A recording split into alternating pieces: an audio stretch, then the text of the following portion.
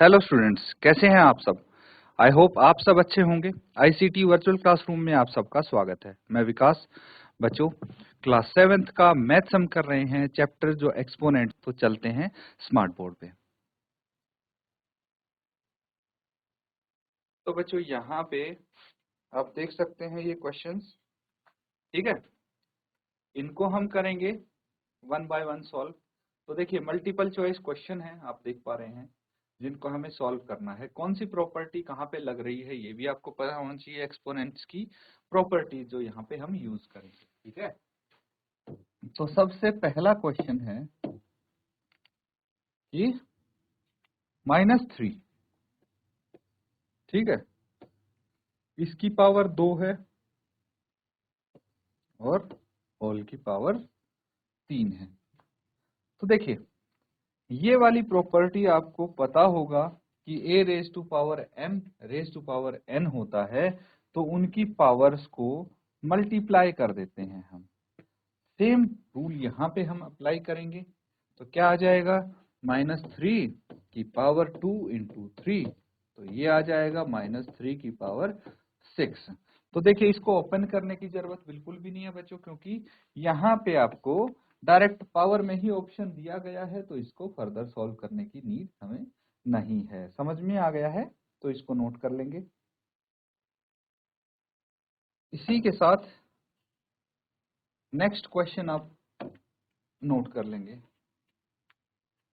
ठीक है। क्या बोला गया है, for a non zero rational number. एक नॉन जीरो रैशनल नंबर है जहां पे x की पावर 8 है, उसको डिवाइड किया है x की पावर 2 से। तो क्या करते हैं, ये वाला भी रूल अगर आपने पढ़ा है कि भाई m raise to power a upon m raise to power b, ठीक है। तो बेस सेम है, ठीक है, और अगर इनको डिवाइड किया जा रहा है, ठीक है, व्हेन बेस इज सेम, ठीक है, और डिवीजन में ये डिवाइड ही तो हो रहा है, या फिर इसको ऐसे लिख सकते हैं, कोई दिक्कत नहीं है, m raise to power a divided by m raise to power b। तो बेस सेम है, डिवाइड कर रहे हैं, तो पावर्स को क्या करेंगे, हम सब्ट्रैक्ट करेंगे, m raise to power a minus b। ये रूल होता है। तो इस केस में यहाँ पे m की जगह कितना है, x है ना। बेस हमारा m की जगह x है, तो इसको x लिख लीजिए। x की पावर 8 डिवाइडेड बाय x की पावर 2 है, तो यहाँ पे x की पावर 8 माइनस 2, और ये कितना आ गया, x की पावर 6 आ गया। ये आपका आंसर हो गया, है ना। यही यहाँ पे आपको देखने को मिलेगा। नोट कर लेंगे बच्चों इसको।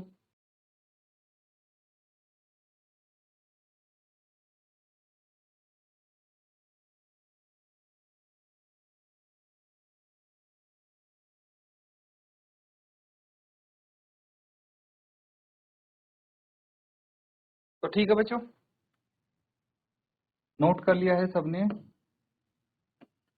चलिए आगे देखते हैं। x is a non-zero rational number. Product of the square of x with the cube of x is equal to the, आपको यहाँ पे बताना है, ठीक है, इसको नोट कीजिए।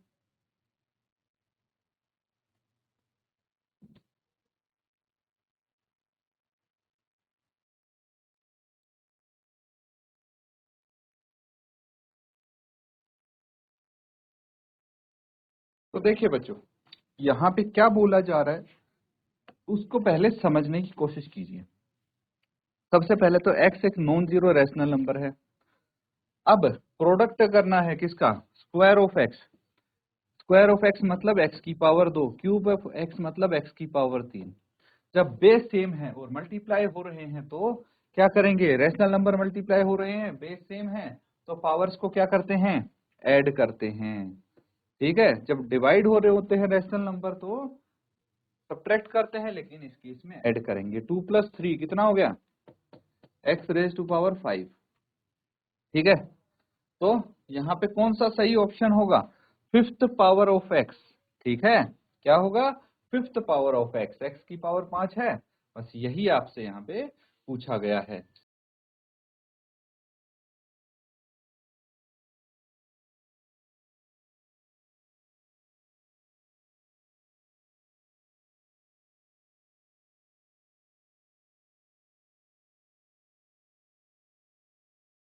तो ठीक है बच्चों, सारे रूल्स अच्छे से समझ में आ रहे हैं ना आपको?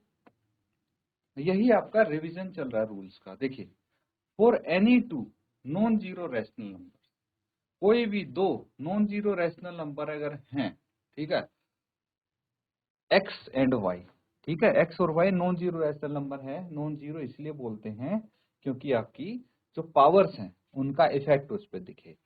X raise to power 5 divided by y raise to power 5, तो क्या होगा इसका आंसर? ये समझ लीजिए, अगर a की पावर m है और b की पावर m है, तो हम पावर को दोनों मतलब कॉमन ले सकते हैं, पावर को इस तरह कह सकते हैं हम, ठीक है। तो x raise to power 5 divided by y raise to power 5 है, तो इस केस में क्या है, पावर सेम है, x डिवाइडेड बाय y, और हम इस पूरे पे पावर 5 लगा सकते हैं। कौन सा ऑप्शन सही लग रहा है आपको? ऑप्शन सी, नोट कर लेंगे।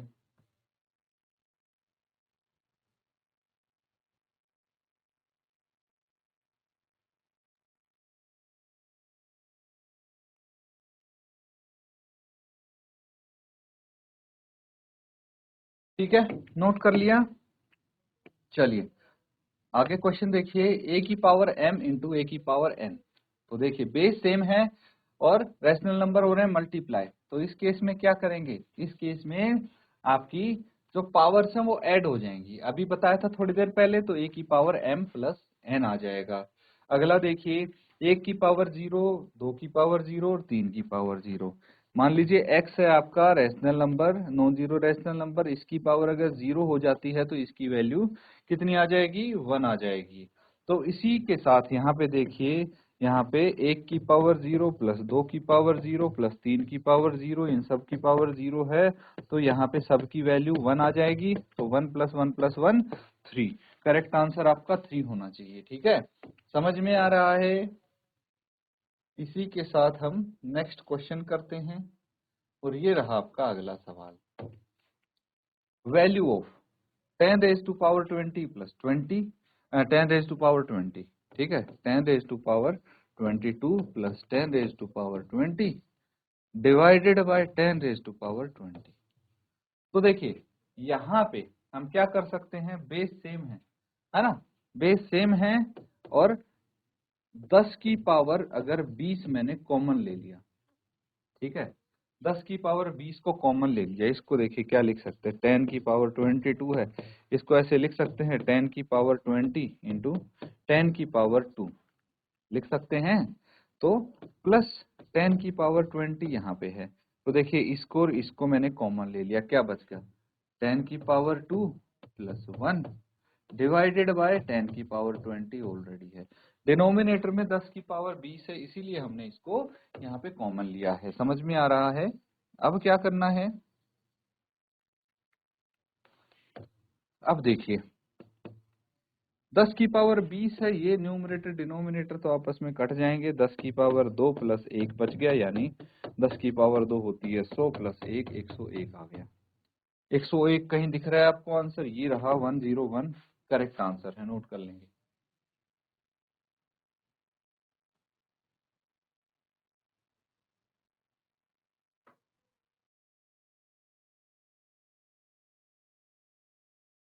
तो ठीक है बच्चों, चलिए देखिए नेक्स्ट क्वेश्चन है,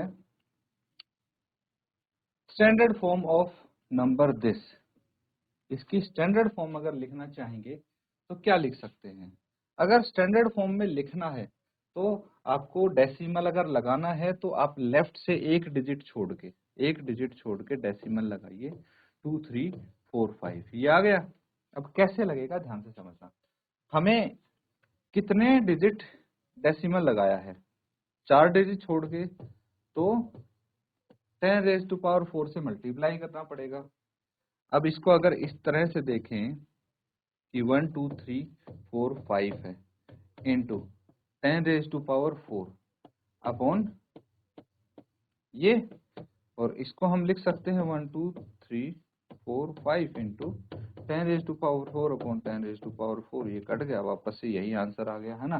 तो स्टैंडर्ड फॉर्म इसकी ये हो जाएगी। अब इसके लिए कौन सा लगता है आपको करेक्ट ऑप्शन होगा, बता सकते हैं? Option D will be correct option. ठीक है, ये इससे मैच हो रहा है। अगला देखिए,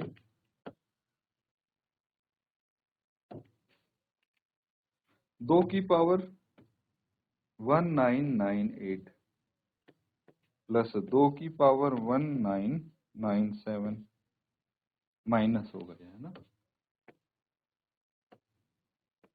माइनस 2 की पावर 1996 प्लस 2 की पावर 1995। ठीक है, इसमें से आपको कॉमन लेना है। क्या कॉमन ले सकते हैं ये आप,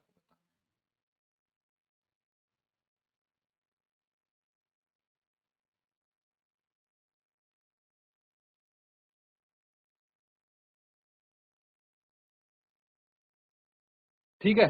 तो इस क्वेश्चन को थोड़ा सा हम डिटेल में समझने की कोशिश करेंगे, ध्यान से देखिए। देखिए, हमें एक चीज पता है, a की पावर m इंटू a की पावर n होता है a की पावर m प्लस n, यही होता है। या फिर ऐसे बोल लो, a की power m plus n is equal to a की पावर m इंटू a की पावर n। तो फॉर एग्जाम्पल, a की पावर 5 इंटू a की पावर 2 क्या हो जाएगा, a की power 5 plus 2 that is a की पावर 7।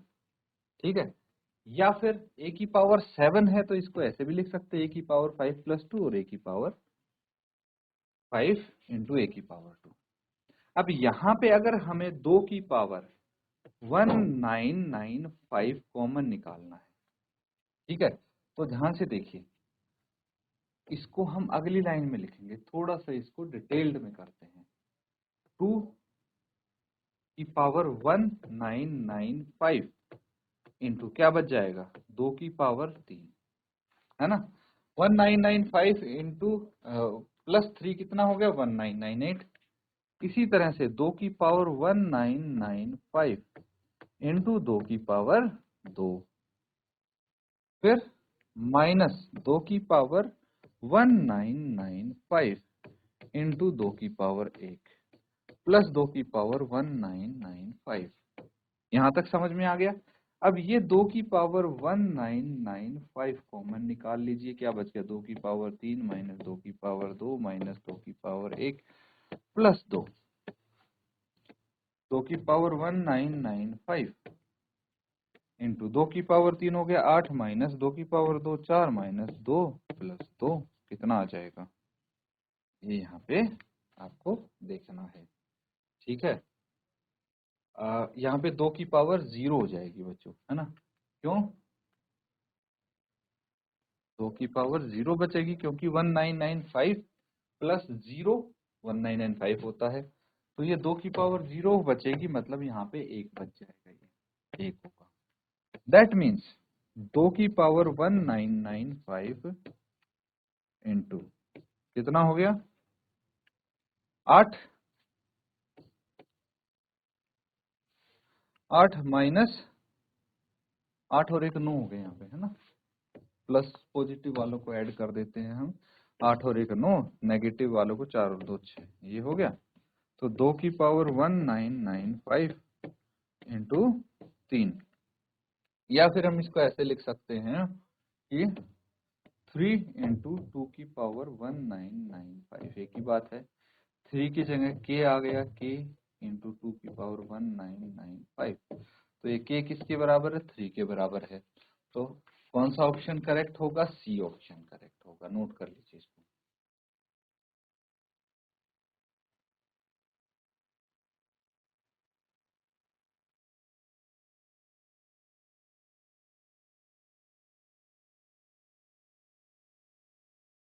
कर लिया बच्चों सबने नोट। अब देखिए नेक्स्ट ऑप्शन क्या कहता है, which of the following is equal to 1। इसमें आप सॉल्व करके देख सकते हैं। देखिए, अगर किसी भी rational number, non zero rational number की पावर 0 है तो मैंने क्या बताया था, उसकी वैल्यू 1 होगी। अब सोचिए जरा, 2 की पावर 0 1 आ गया, यहाँ पे 1 प्लस 1 प्लस 1 आ जाएगा, तो इसकी वैल्यू तो 3 होती है ना। यहाँ पे पूछा है कि 1 के इक्वल कौन है। अब इसको देखिए, अगर मैं यहाँ पे 1 माइनस 1 इंटू 1 करूंगा तो 1 माइनस 1 तो 0 हो गया, तो इसकी वैल्यू 0 हो जाएगी, इसकी वैल्यू 1 होगी, इसकी वैल्यू 0 हो जाएगी। यहाँ पे देखेंगे तो इसकी वैल्यू भी 0 हो जाएगी, इसकी वैल्यू ही 1 होगी, बिकॉज 2 की पावर 0 इज इक्वल टू 1, 3 की पावर 0 इज इक्वल टू 1, 4 की पावर 0 इज इक्वल टू 1, तो 1 इंटू 1 इंटू 1 भी 1 होता है। तो करेक्ट ऑप्शन आपका बी हो जाएगा। ठीक है, नोट कर लीजिए इसको।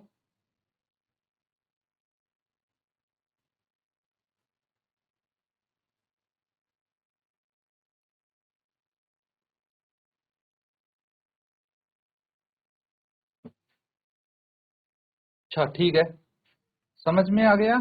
चलिए अब अगला सवाल देखिए।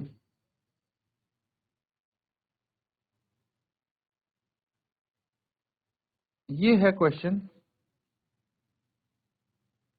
72105.4।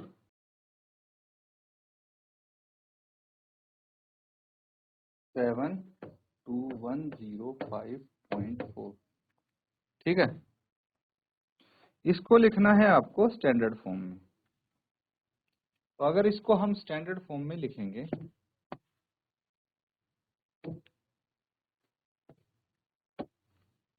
स्टैंडर्ड फॉर्म में लिखेंगे तो ये कैसे आ जाएगा, ये आ जाएगा 72105.4, और डेसिमल एक डिजिट के राइट में लगने चाहिए, एक डिजिट छोड़, है ना। तो मुझे बताइए इसको कितने से मल्टीप्लाई करेंगे, 10 रेज टू पावर n है, तो यहाँ पे n की वैल्यू क्या होगी ये बतानी है। समझ में आ रहा है।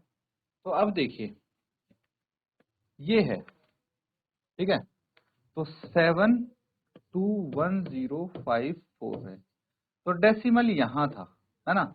मुझे कितने डिजिट शिफ्ट करना है, 1 2 3 4, 4 डिजिट मुझे डेसिमल शिफ्ट करना है, और यहाँ पे लगाना है 7.21054।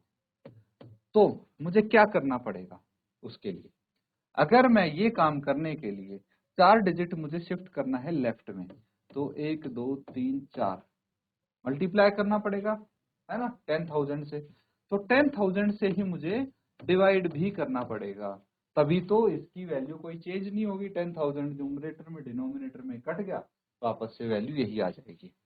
तो अब देखिए ये जो डिनोमिनेटर वाला 10,000 इसकी जगह तो लग गई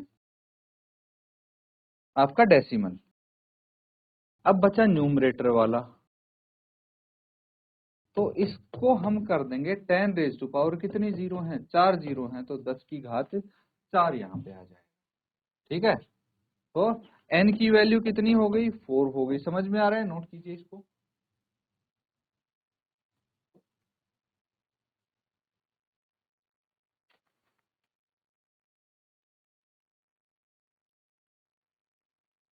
तो ठीक है,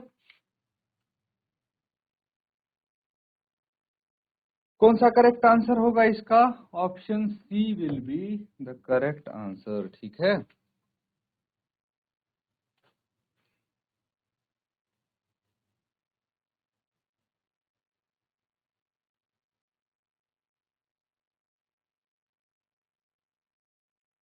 चलिए आगे करते हैं क्वेश्चन। ये पूछा गया है आपसे कि स्क्वायर ऑफ 2/3 इज, बहुत सिंपल है, -2/3 है, इसका स्क्वायर क्या होगा ये बताना है आपको। तो इसको हम क्या कर लेंगे, वैल्यू चाहिए इसकी, है ना, वैल्यू चाहिए तो हम ओपन कर लेंगे। देखिए किसी भी चीज का स्क्वायर यानी उसको उसी से मल्टीप्लाई करना, कितना आ जाएगा, -2 इंटू -2 4, 3 इंटू 3 9, तो 4/9 आ जाएगा। ऑप्शन डी करेक्ट ऑप्शन होगा। अगर क्यूब पूछा गया है तो -1/4 है की पावर 3 है, तो -1 इंटू -1 इंटू -1 ये हो जाएगा, डिवाइडेड बाय 4 इंटू 4 इंटू 4 कितना आ जाएगा, -1 इंटू -1 +1, +1 इंटू -1 -1 आ गया, 4 इंटू 4 इंटू 4 64 आ गया। तो 1/-1/64, option C will be correct. Note करेंगे।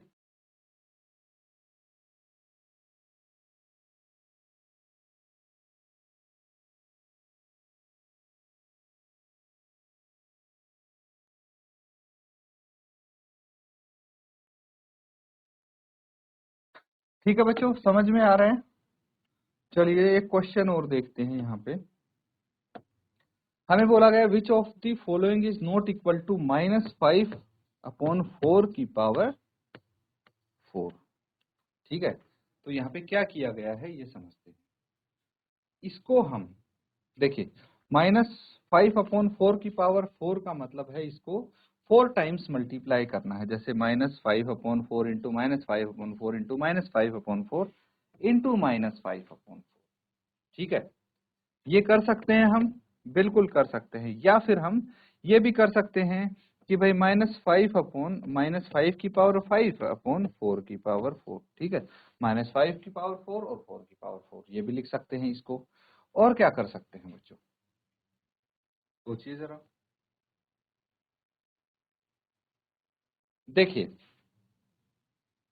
अगर हम इसको ओपन करते हैं, ठीक है, कितना आ जाएगा? अगर हम इसको ओपन करेंगे तो -5 इंटू -5 इंटू -5 इंटू -5। ठीक है, यही होगा। तो 625 आ जाएगा, 625। और अगर मैं इसको ओपन करता हूँ 4 इंटू 4 इंटू 4 इंटू 4, तो 64 इंटू 4 कितना आ जाएगा? क्या आ जाएगा? 4 चौक 16, एक बच गया 256, है ना?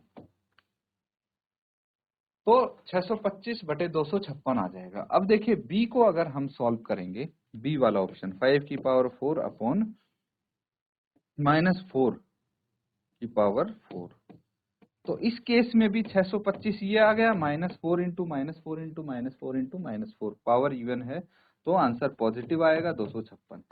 इस केस में भी सेम आंसर आया है, मतलब ए देख लो, बी देख लो या डी देख लो, तीनों हर केस में ये -5/4 की होल की पावर 4 के बराबर आया है। लेकिन अगर मैं इसको सॉल्व करूंगा, ठीक है, अगर सी वाले को सॉल्व करूंगा यानी 5 की पावर 4 अपॉन 4 की पावर 4, ठीक है, तो इस केस में मेरा आंसर आ जाएगा -625 बटे 256। तो हल्का सा फर्क ये होगा कि ये नेगेटिव हो जाएगा, ये पॉजिटिव हो जाएगा। तो which of the following is not equal to है, तो इस केस में ऑप्शन सी करेक्ट ऑप्शन होगा। नोट कर लीजिए इसको।